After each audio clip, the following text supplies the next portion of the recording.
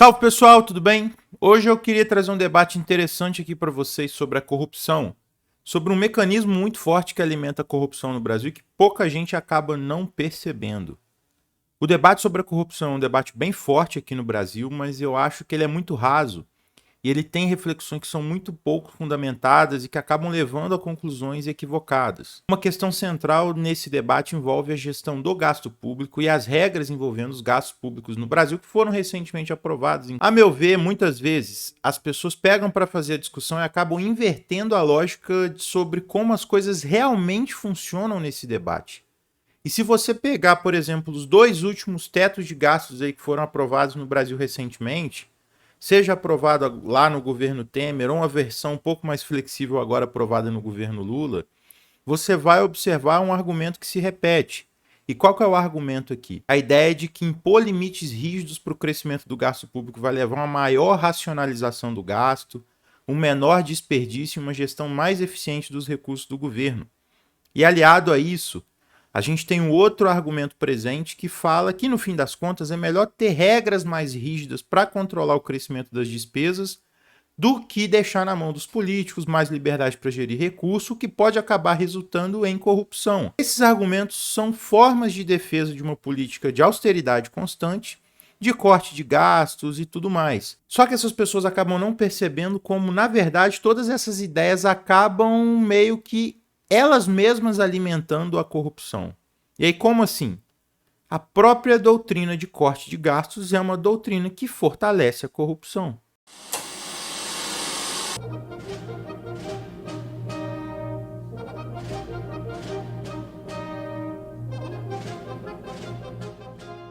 Antes de entrar diretamente no tema do vídeo, eu queria agradecer quem acompanha o canal até aqui, pedir para deixar o joinha, se inscrever, ativar as notificações, se quiser ser avisado quando novos vídeos saírem.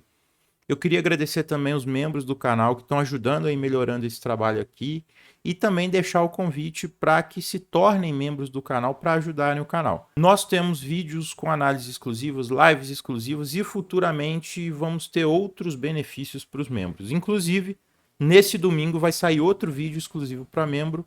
Então, quem quiser apoiar, só clicar em Seja Membro aí embaixo e ver os detalhes. Bom, gente, vamos ao que interessa. O debate sobre a eficiência do gasto público ele é fundamental e eu acho que boa parte da esquerda acaba negligenciando esse debate e acaba deixando algumas ideias erradas dominarem a discussão. A questão da eficiência do gasto público ela é importante porque é uma forma do governo dar resposta ao cidadão em relação ao dinheiro público, em relação às prioridades do Estado brasileiro, em termos de serviço público, de política pública e tudo mais. Isso é uma questão de fortalecimento da confiança do cidadão em relação ao Estado.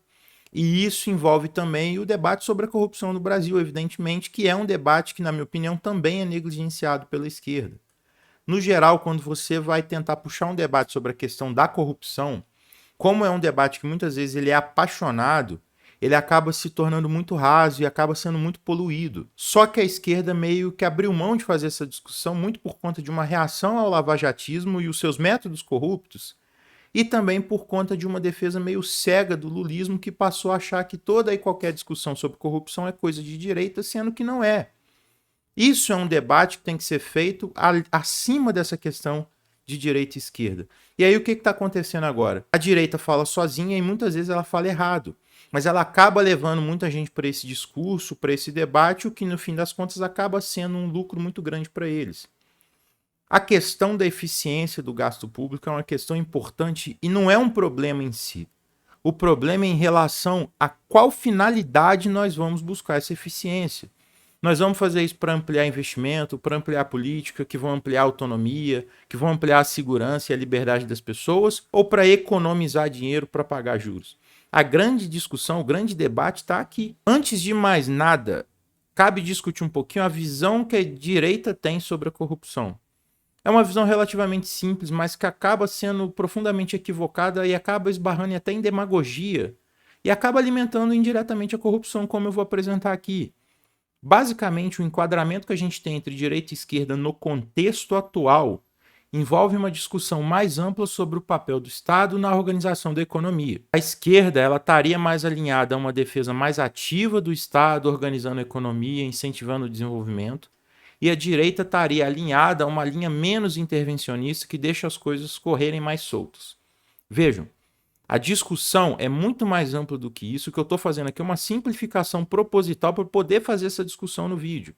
A questão é bem mais ampla, a discussão entre direita e esquerda não se resume apenas a mais ou menos Estado, mas essa questão é importante. E uma das formas da direita fazer o debate ideológico para convencer a sociedade a aceitar uma participação menor do Estado é a discussão da corrupção. Como a gente vive um país em que a percepção da corrupção é muito alta, e isso é algo que está na cultura do brasileiro em relação à política, a direita usa isso para mostrar que não tem como deixar muito recurso e muita coisa na mão do Estado, dado que isso vai ser motivo para ser roubado. E como que a direita faz essa denúncia da corrupção? Ela parte de uma visão fortemente moralista, mas não é só isso. Ela parte de uma visão individualizante da corrupção como se fosse meramente uma questão de desvio de caráter de quem está governando. Quantas vezes você já ouviu que a questão da corrupção é simplesmente colocar alguém honesto no governo ou só o povo votar melhor? Percebem essa dinâmica aqui? O problema é em relação a quem está governando apenas e não uma coisa mais sistêmica. Então isso embalou essa busca desenfreada aí por salvadores da pátria na questão da corrupção, como se um xerifão fosse chegar no governo e resolver o problema com a sua autoridade moral, com a sua honestidade. Na nossa história recente mesmo, esse salvador da pátria chegou a ser o Joaquim Barbosa, depois virou o Sérgio Moro e depois virou Jair Bolsonaro. Inclusive, muita gente transitou entre essas figuras até chegar no voto no Jair Bolsonaro. E reparem em uma outra coisa. Com exceção do Joaquim Barbosa, que não se aventurou na política depois, tanto o Moro como o Bolsonaro, eles seguiram essa linha de defender um Estado menor, inclusive com esse argumento da corrupção. Mas daqui a pouco eu vou aprofundar um pouco mais nisso. Agora, essa ideia de que o problema da corrupção é uma questão meramente moral, mais individualizada, de que a solução é só botar alguém que não rouba, é uma ideia problemática. Por quê? Ela cria a ilusão e a fé de que a solução para a corrupção está em questões meramente pessoais. Você deposita uma fé racional de que uma pessoa vai chegar e resolver o problema da corrupção, daí você abre espaço para outras corrupções. Como eu disse antes, você cria essa busca por salvadores da pátria como se fossem heróis que vão limpar o país da corrupção, como se a solução fosse mágica, ou como se a gente estivesse em um filme de super-herói. E aí eu te faço a pergunta: e quem que controla esses salvadores da pátria? Aquela famosa frase, quem vigia os vigilantes? Você cria uma ilusão de que é um corpo de escolhidos que são honestos, que não vão roubar, e acaba alimentando a ideia de que algumas pessoas são infalíveis. E como que você alimenta essa ideia de que alguns são infalíveis? Essas pessoas se sentem no direito de cometer atos de corrupção da sua forma, ainda que usem o combate à corrupção como justificativa para praticar esses atos. É justamente isso, inclusive, que aconteceu com a Operação Lava Jato, que empoderou algumas figuras de moralidade duvidosa que se utilizavam de métodos corruptos para supostamente combater a corrupção. E aqui entra uma parte interessante dessa crítica que eu faço aqui. Se você parar para observar, essa visão que a própria direita tem da questão da corrupção é uma visão até contraditória com o próprio liberalismo.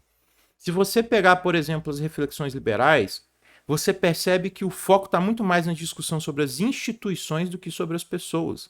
Mas a direita faz isso ser uma discussão sobre as pessoas, sobre quem nos governa e não sobre como devem se organizar as instituições.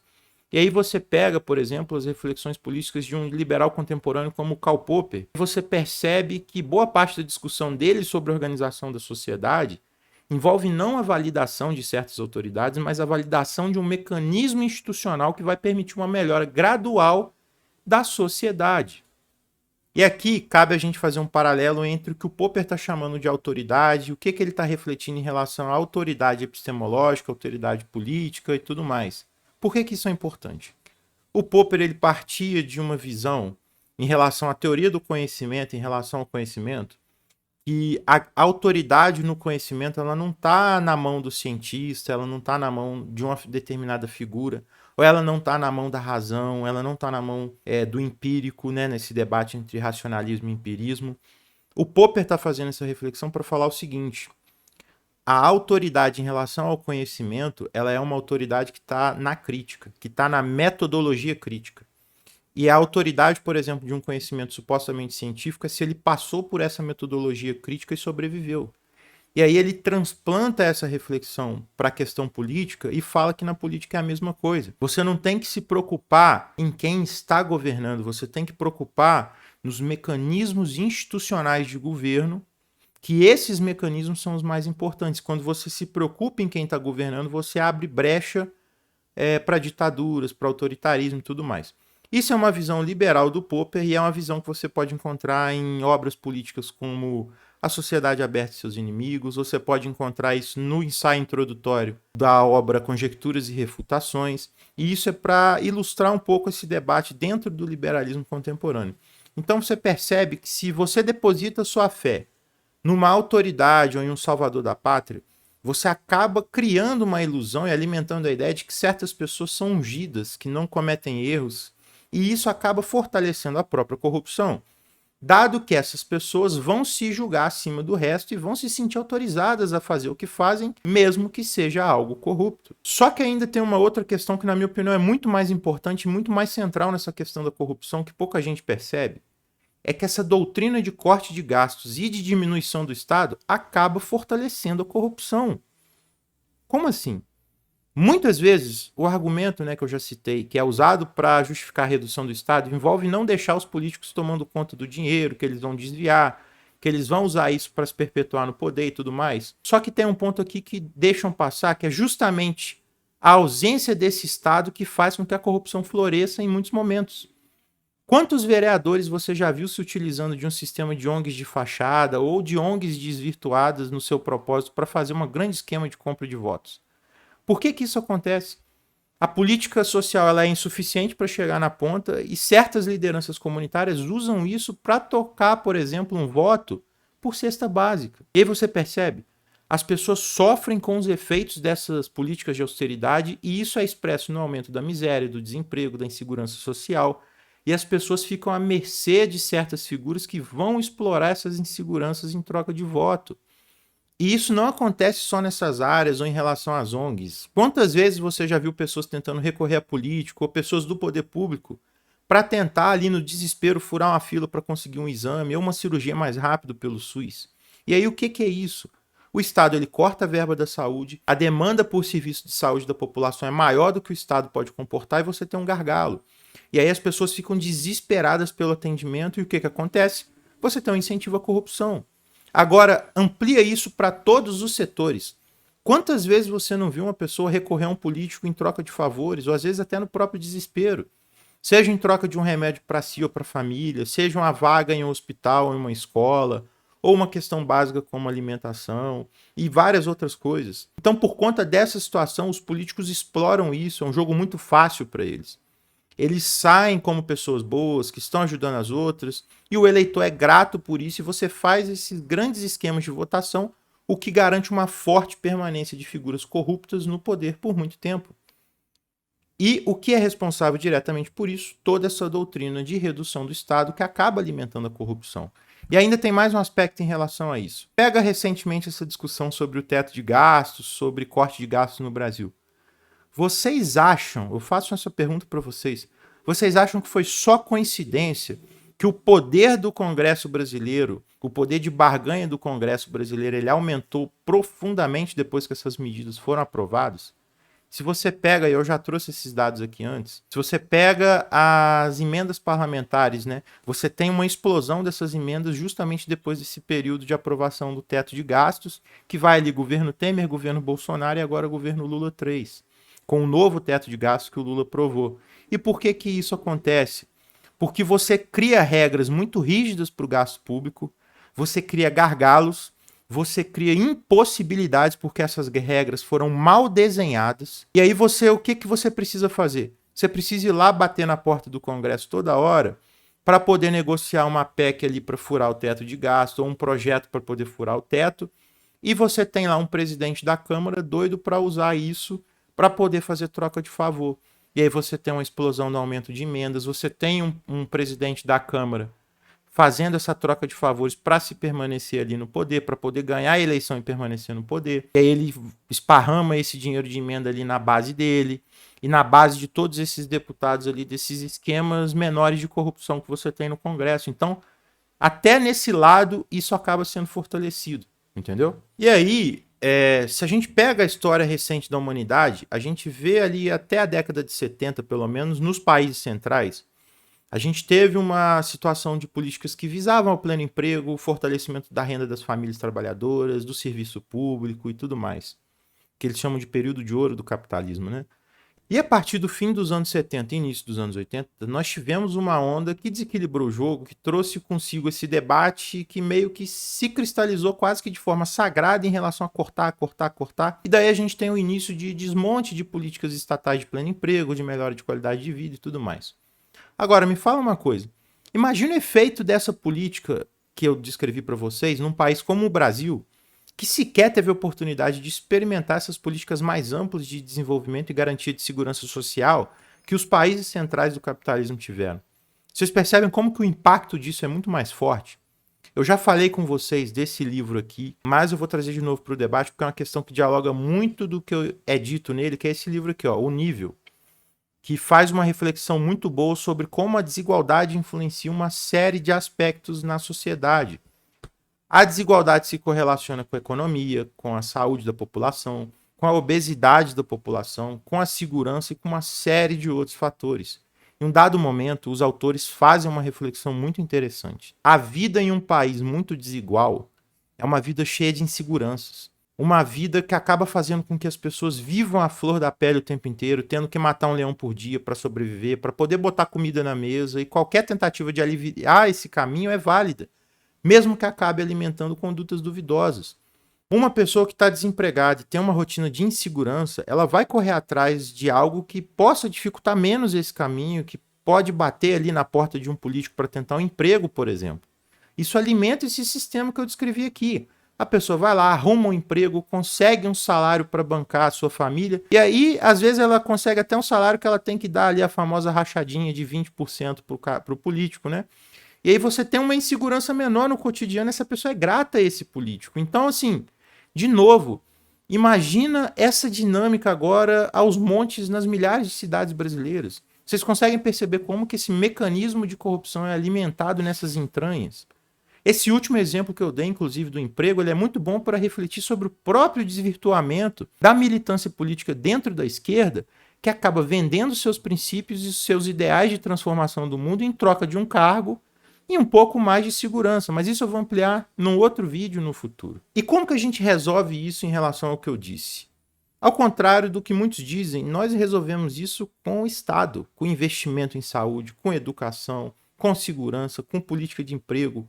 Na saúde, a gente tem que sentar para ver o que é necessário para acabar com as filas e para fortalecer o serviço público sem atravessadores oportunistas.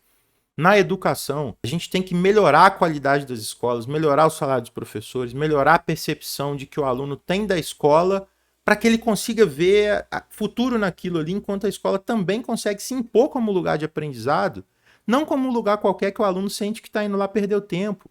Na segurança, o Estado tem que garantir a segurança do cidadão e esvaziar o sentido de existência de milícias, por exemplo, que comandam certos territórios em troca de pagamento. E no resto, tem que garantir políticas que vão dar emprego para as pessoas, que vão garantir com que as famílias possam ter a segurança de um teto, de um alimento em casa, para não depender do assistencialismo de certos oportunismos eleitoreiros. Então, não se faz isso alimentando uma doutrina burra de corte de gastos que não funciona, que piora a vida das pessoas e que alimenta a corrupção. A questão aqui é discutir muito mais a qualidade dos gastos do que necessariamente a quantidade.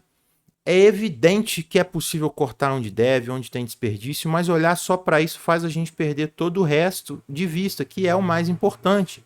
E aí, a gente entra num ciclo vicioso. A gente tem a corrupção, a gente tem uma doutrina que usa a corrupção para justificar a diminuição do Estado, e essa própria diminuição alimenta a corrupção e o ciclo se repete indefinidamente. E antes de encerrar, eu só queria deixar uma última reflexão.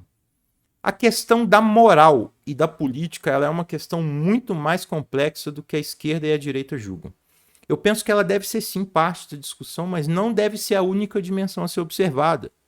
Além disso, É evidente que esse processo de luta pela ampliação da política social, de investimento público, vem acompanhado de riscos, sim. Mas isso deve ser atenuado justamente por uma sociedade organizada cobrando dos nossos representantes em relação aos seus cargos. É justamente essa pressão social bem organizada e bem trabalhada em prol de tudo que eu falei aqui é que vai dificultar a vida de quem quiser roubar e bagunçar a vida de quem mais precisa. Isso é muito mais eficaz do que julgar a responsabilidade para cima de certos salvadores da pátria que, no fim das contas, são tão corruptos quanto os demais e se acham no direito de fazer o que quiserem por estarem em uma situação de incriticáveis. Enfim, gente, eu vou ficar por aqui. Eu espero que vocês tenham gostado do vídeo. Deixa o joinha, se inscreva no canal, ative as notificações. Vou deixar minhas redes na descrição, meu canal no Telegram, meu canal no WhatsApp e o meu servidor no Discord. Entrem lá. Um grande abraço para todo mundo e até mais.